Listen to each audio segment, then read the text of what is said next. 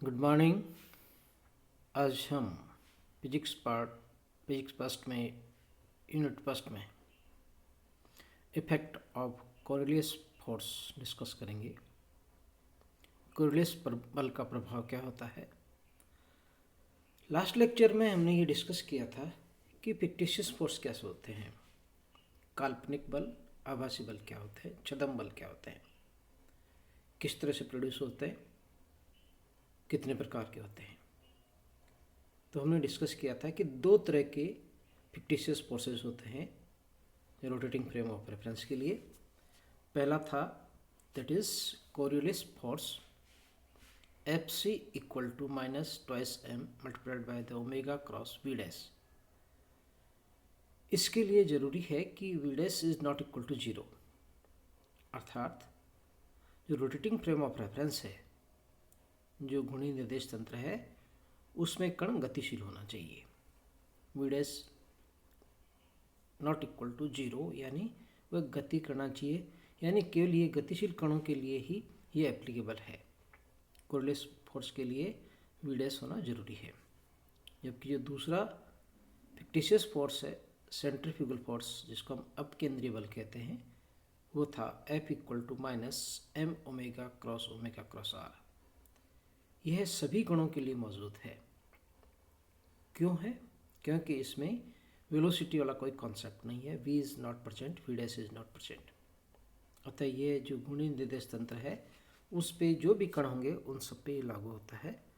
पृथ्वी भी एक घूर्णित निकाय है, that is a rotating frame of reference, इसलिए इस पर भी ये है सेंट्रीफ्यूगल फोर्सेस लगेगा, कोरियोलिस फोर्स लगते हैं।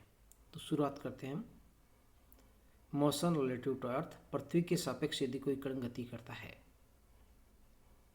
या पृथ्वी खुद कोई गति करती है, तो उसके कारण क्या क्या उत्पन्न हो जाते हैं, कौन किस प्रकार की कोरियोलिस फोर्स उत्पन्न हो जाते हैं, ये चेक करते हैं। तो हम सब जानते हैं कि पृथ्वी की दो गतियाँ होती है। There are the two motions of earth. Number one that is orbital motion around the sun, सूर्य के चारों ओर परिभ्रमण गति। इस परिभ्रमण गति यानी जो सूर्य के चारों तरफ चक्कर लगाते हैं 365 दिन में लगाती है पृथ्वी, तो उससे रिलेटेड जो कोणीय आवृत्ति होगी, एंगुलर फ्रिक्वेंसी होगी, जिसको हम परिभ्रमण कोणीय आवृत्ति कहते हैं, omega equal to 2 T is here 365 days. तो 365 डेज को हम आवर्स में कन्वर्ट करते हैं, 365 टू 24। इसको हम यदि सेकेंड में कन्वर्ट करते हैं तो ये आता है हमारा 2 divided by 365 to 24 into 60 into 60 radian per second, and that is nearly equal to 1.99 या 10⁻⁷ रेडियन पर सेकेंड, या 2 into 10⁻⁷ radian per second near by. It is very small. दूसरी जो पृथ्वी की गति होती है, जिसके कारण दिन रात बनते हैं, जो अपने एक्स पे घूमती है, इसको हम स्पिनिंग मोशन भी कह सकते हैं, अपनी एक्स पर घूर्णन गति करती है, जिस तरह से पीक में समझाया हमने। ओमेगा इक्वल 2π/t निकालें इसके लिए, तो ये 24 हो सकता है। तो 2π/24 और 24 को यदि सेकेंड में कन्वर्ट करते हैं तो जो रिजल्ट मिलता है ओमेगा, वो आता है 7.3 near by 10⁻⁵ radian per second. तो हम चेक करें कि जो ऑर्बिटल मोशन के कारण सूर्य के चारों तरफ और परिभ्रमण गति करती है, उसके कारण जो ओमेगा है उसका मान काफ़ी कम होता है इसकी तुलना में स्पिन मोशन के कारण। इसलिए हम कह सकते हैं कि उस गति को नेग्लेक्ट कर देते हैं, और जो प्रभावी रूप से यदि मानते हैं ओमेगा, वो अपनी स्पिन की, अपनी एक्स पे घूर्णन गति को मानते हैं। So this is the spin angular velocity, orbital velocity of the earth. अतः पृथ्वी को एक हम घूर्णी निर्देश तंत्र मान सकते हैं, रोटेशनल फ्रेम ऑफ रेफरेंस मान सकते हैं, non universal frame of reference भी मान सकते हैं। अतः इस पर भी, यानी हमारी पृथ्वी पर दोनों तरह के आभासी बल लगेंगे, जिसे हम पहले डिस्कस करके आए, कोरियोलिस फोर्स एंड अपकेंद्रीय बल, Coriolis force and the centrifugal force. Now we want to calculate the effect of the Coriolis force. कैसे देखते हैं। माना कि पृथ्वी पर लैम्डा अक्षांश लेटीट्यूड लैम्डा वाले किसी पॉइंट पर, जैसे मान लो पृथ्वी है, कोई मान लो अपने, जैसे मान लो इंडिया में है, और इसमें कोई पॉइंट पी मान लिया हमने, इसका latitude that is the lambda. Latitude क्या होता है? यह जो पृथ्वी की इक्वेटोरियल लाइन्स है, इक्वेटोरियल प्लेन्स है, मध्य तल है, उससे जो कोण बनाता है हमारा त्रिज्यीय सदिश रेडियल वेक्टर, उस ओ से पी पॉइंट को मिलाने वाला, उसको हम अक्षांश कहते हैं, अक्षांश कोण कहते हैं। जिस तरह से फिगर में समझाया हमने कि जो रेड रेड डॉटेड लाइन है वो हमारा इक्वेटोरियल प्लेन है, उसके रेस्पेक्ट में ये जो पॉइंट पी है वो पृथ्वी के केंद्र से जो रेडियल वेक्टर आ रहा है वो पी वेक्टर, ये इसके रेस्पेक्ट में लैम्डा एंगल बनाता है। इस लैम्डा को हम लैटिट्यूड या लैटिट्यूड एंगल कहते हैं। सो हम यहाँ कोई पॉइंट परसेंट मानते हैं और वह गति करता है। इस गति के कारण क्या फोर्सेस डेवलप हो जाते हैं, कौन से कोरिलेस फोर्स आते हैं, किस तरह से आते हैं, चेक करते हैं। माना कि बिंदु P को मूल बिंदु मानते हुए एक निर्देश तंत्र सपोज कर लें, जो हमने पृथ्वी माना है उसको हम एक रेफरेंस पॉइंट मान लें, और यहाँ पे जो कोऑर्डिनेट्स है X dash Y dash and Z dash, तो क्या होंगे, एक्स डैश क्या होगा, वाई डैश क्या होगा, जेड डैश क्या होगा। एक्स डैश यदि इस तरह से माने तो हम, क्योंकि वो पृथ्वी हमारी इस तरह से घूमती है नॉर्थ साउथ के बीच में, तो जो एक्स डैश आएगा वो हमारा पूर्व की तरफ होगा, वाई डैश होगा वो उत्तर की तरफ होगा, नेचुरल है, और जो जेड डैश होगा वर्टिकल अपवर्ड होगा, पृथ्वी की सतह के ऊपर लंबवत की ओर होता है। तो ये तीनों एक्सेस हो गए इस पॉइंट पी पर। अब यदि हम इससे सेंटर में मिला दें इस पॉइंट पी को, एक स्पियर टाइप बनेगा, तो उसका एक नया जो सेंटर आएगा, इसका केंद्र जो गोल गोल घूमता है वो ओ डैश आएगा, और यह भी ओ पी इसके रेस्पेक्ट में भी लैम्डा एंगल बनाता है।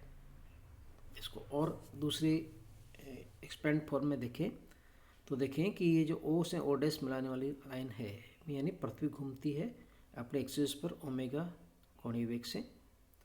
ये जो इक्वेटोरियल प्लेन है जिससे हम लैम्डा एंगल मान रहे हैं, उससे पी ओ पी पॉइंट के रेस्पेक्ट में एंगल लैम्डा है, X dash Y dash and Z dash है।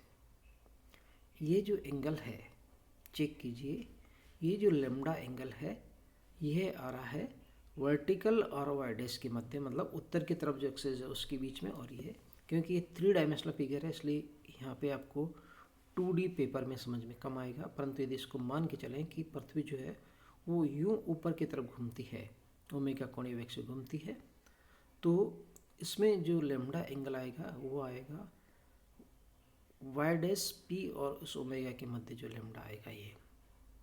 अब हमें पता है कि एक्स डैश और X dash P Y dash 90 degree होता है, X dash P Z dash 90 degree होता है, तो Y dash P Z dash के मध्य 90 डिग्री है, तो यदि बीच में एंगल लैम्डा हो जाएगा तो जो रिमेनिंग एंगल है π/2 माइनस लैम्डा हो जाएगा। इसी तरह से एक्सिस के मध्य जो ओ डैश निकाला था आपने, उसके मध्य भी एंगल π/2 माइनस लैम्डा होगा, 90 माइनस लैम्डा हो जाएगा। अतः निर्देश तंत्र पृथ्वी के घूर्णन के कारण एक समान कोणीय वेग ओमेगा से घूर्णन करता है कण भी। सो ओमेगा जो आएगा हमारा फ्रेम ऑफ रेफरेंस, वो देखिए कैसे, क्योंकि इसमें 2 कंपोनेंट्स होंगे ओमेगा के, एक आएगा हमारा जेड एस यानी उत्तर की ओर, एक ऊपर की तरफ, इन दोनों बीच में कोण घूमता है, इसलिए इसके जो कंपोनेंट्स होंगे omega cos lambda Z S इस फिगर के according, Z S and omega sine lambda के डैश, जेड एस के डैश आई डैश, ये यूनिट वेक्टर्स है इस फ्रेम ऑफ रेफरेंस के लिए। Now we want to calculate the effect of the Coriolis force on the particle moving horizontally on the earth। अब ये माना हमने कि जो कण है वो पृथ्वी की सतह पर क्षैतिज रूप में चलता है, हॉरिजॉन्टली मूव करता है, यानी पृथ्वी की सतह पर चल रहा है, उस पर कितना कोरिलेस फोर्स लगेगा वो चेक करते हैं। तो माना कि पृथ्वी पर स्थित लैम्डा अक्षांश लैटिट्यूड पर बिंदु P पर एक कण है जो हॉरिजॉन्टली क्षैतिज मूव करता है, यानी उत्तर और पूर्व के मध्य में कहीं गति करता है। कण का वेग v dash equal to V X dash I dash plus V Y dash Z dash, यानी उत्तर पूर्व के बीच में कहीं है। So the Coriolis force acting on the particles, जैसे हमने फॉर्मूला लिखा था, F C equal to C for Coriolis minus twice M omega cross V dash. ना क्योंकि ये क्रॉस प्रोडक्ट है तो इसको हम डिटरमिनेंट्स के फॉर्म में एक्सपेंड कर सकते हैं, माइनस ट्वाइस एम आई जेस डैश जे डैश के डैश, क्योंकि ओमेगा का 2 कंपोनेंट होंगे जे और के वाले, तो सॉरी लास्ट में के लिखना है, दोनों जे डैश हो गए, 0 omega cos lambda omega sine lambda V X dash V Y dash and 0। So F C equal to हम इसको कंपोनेंट्स फॉर्म में कैलकुलेट करते हैं तो मिलता है twice M omega multiplied by the I dash V Y dash sine lambda minus J dash V X dash sine lambda plus K dash V X dash cos lambda, यानी इसके तीनों घटक प्राप्त होते हैं कोऑर्डिनेट्स के। इसे हमने पहले ही दिखा था।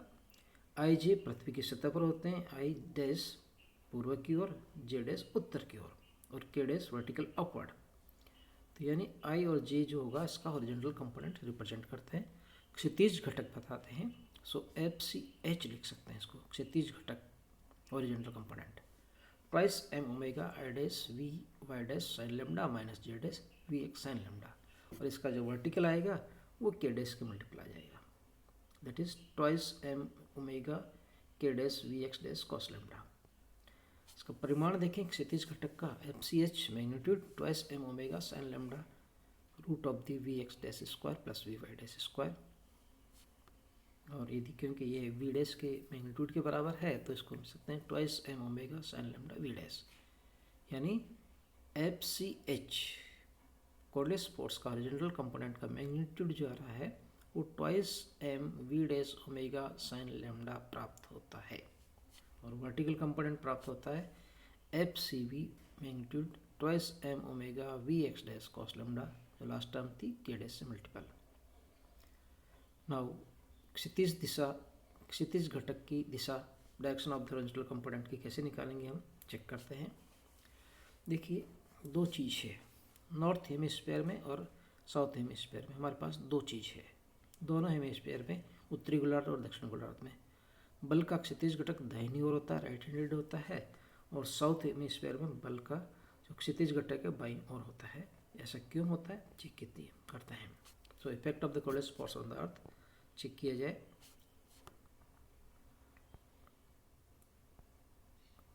इसमें चेक कीजिए एफ सी एच जो इक्वेशन 5 है, इसमें I dash and minus J dash है। आई डैश मीन्स पूर्व की ओर और जे डैश माइनस के साथ में, इसका मतलब हुआ दक्षिण की तरफ। तो जो हमारा पार्टिकल्स था वो उत्तर पूर्व में चल रहा था, V X dash V Y dash था, और इस पर जो कोऑर्डिनेट फोर्स आया वो आया हमारा पूर्वी दक्षिण की तरफ, मीन्स उसका राइट हैंड साइड में फोर्स लगता है ये कोऑर्डिनेट बल का। तो देखते हैं इसका प्रभाव क्या होता है पृथ्वी पर। दो चीज़ है इसका, दो चीज़ों में इम्पोर्टेंट पड़ते हैं। Erosion of the river banks, नदियों जो चलती है उनके जो कटाव होते हैं, आपने देखा नदी बहती है, कोई भी पानी चलता है तो वो इसके कॉर्नर कट जाते हैं। वो किस तरह से कटता है, इसका मूल कारण क्या है, ज्योग्राफिकल भी यूज़ करते हैं इसको। वो कैसे हैं, नदी का कटाव किस तरह से होगा। तो माना कि एक नदी है जो उत्तरी गोलार्ध में पूर्व से पश्चिम की ओर बह रही है, तो वी डैश को हम लिख सकते हैं V X dash I dash. इस ऊपर वाली जो इक्वेशन थी 50 उससे देखें कि केवल इसमें जो, क्योंकि ये पूर्व की तरफ ही है तो इसमें एक ही कंपोनेंट होगा वी एक्स डैश वाला, वी वाई डैश जीरो हो जाएगा। सो एफ सी एच लिखा जाएगा minus twice M omega V X dash sine lambda J dash, minus में है जे डैश में, हमने जे डैश माना था नॉर्थ में, तो यानी ये जो कोऑर्डिनेट फोर्स लगेगा ये साउथ की तरफ लगता है। तो जो पूर्व की तरफ नदी बहती है उस पर जो बल लगता है कोऑर्डिनेट बल वो साउथ की तरफ लगता है, यानी दाहिनी ओर लगता है।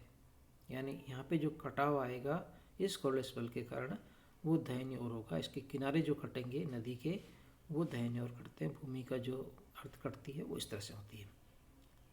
और यदि इसमें सोचें इसका अपोजिट कि यदि यही नदी उल्टी बहती हो जिधर से पश्चिम से पूर्व की ओर, तो भी हमें राइट हैंड ही लगाना है नॉर्थ हेमिस्फीयर में। तब क्या कटेगा, कह दें कि हम पश्चिम की तरफ कटती है। तो ये डिपेंड करता है कि ये नदी की धारा किस तरह से बहती है। अब हम चलते हैं दक्षिण गोलार्ध की तरफ। तो वहाँ पे क्योंकि अपोजिट मोशन होगा अर्थ का, ओमेगा की डायरेक्शन चेंज होएगी। सो वहाँ पे जो आएगा फॉर्मूला वो आएगा F C H equal to twice M omega V X dash sine lambda J dash plus में आ जाता है। ये मीन्स ये नॉर्थ की तरफ होगा, तो वहाँ दक्षिणी गोलार्ध में सारी दिशाएं बदल जाती है, उल्टा हो जाता है मामला। तो ये पश्चिम से पूर्व की ओर बहने वाली नदी के जो कटाव आएंगे वो नॉर्थ डायरेक्शंस में होंगे, यानी उनका बाएं किनारा कटेगा। यह है पृथ्वी की, जो हमारी भारत में भी देख लें कि जो उत्तरी गोलार्ध में है भूमध्य रेखा के ऊपर की तरफ और भूमध्य रेखा के नीचे की तरफ है, दोनों तरफ में यदि हम यहाँ चेक करते हैं तो इस तरह से होता है। नेक्स्ट इम्पोर्टेंट ज्योग्राफिकल इफेक्ट है चक्रवात, साइक्लोन्स। देखा गर्मी में बहुत सारे गोल गोल घूमते हुए बहुत मिट्टियाँ, धूल मिट्टी उड़ती है ऊपर की तरफ, काफ़ी लंबे ऊपर ऊपर से चलती रहती है, गोल गोल घूमती है, स्पाइरल फॉर्म में घूमती रहती है। यह चक्रवात कहलाता है, साइक्लोन्स कहलाता है। ये क्यों होता है? हमने देखा ये केवल गर्मी में होता है। इसका लॉजिक क्या है, आइए चेक करते हैं। जब पृथ्वी के किसी स्थान पर अत्यंत गर्मी पड़ती है तो गर्मी के कारण हवा हल्की हो जाती है और हल्की हवा ऊपर की ओर उड़ती है, यानी गर्म हवा ऊपर की ओर गति करने लगती है, जिससे नीचे की जो होगा, क्योंकि हवा नीचे की ऊपर चलेगी तो वहाँ पे कम दाब हो जाता है, न्यून दाब उत्पन्न हो जाता है। इस न्यून दाब के कारण आसपास की जितनी भी हवाएं वो हाई प्रेशर से लो प्रेशर की ओर होती है, यानी गति करने लग जाती है, तेजी से अंदर की तरफ आती है, जिससे कोरलेस बल उत्पन्न हो जाता है, यानी वायु की जो कण है अपने आप उसमें गति हो जाती है इस गर्मी के कारण।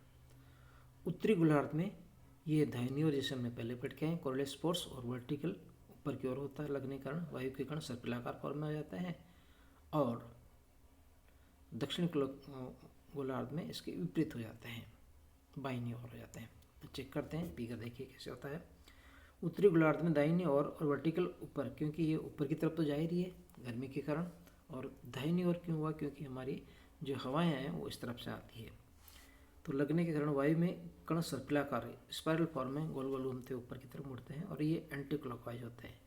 फिगर में देखें नॉर्थ इसमें स्पेयर में कि यह आ रही है राइट हैंड साइड में, तो जो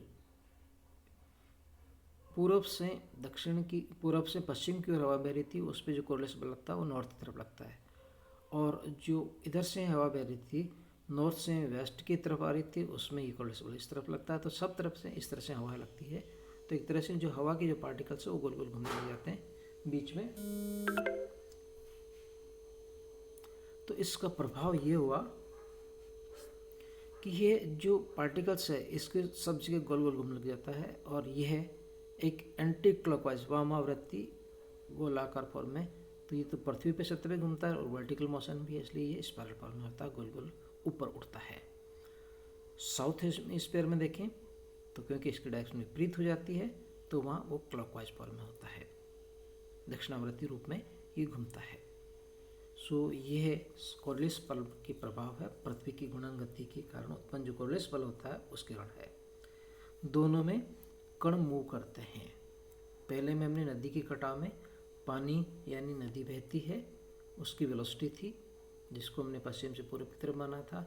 अब हमारे पास में दूसरा जो साइक्लोन्स माना वो है, कहते हैं कि उसके अकॉर्डिंग नॉर्थ स्फीयर में हवा की दर बहती है उसके अकॉर्डिंग इसमें क्लॉकवाइज या एंटी क्लॉकवाइज उत्पन्न होता है। So this is sufficient for today. Thanks.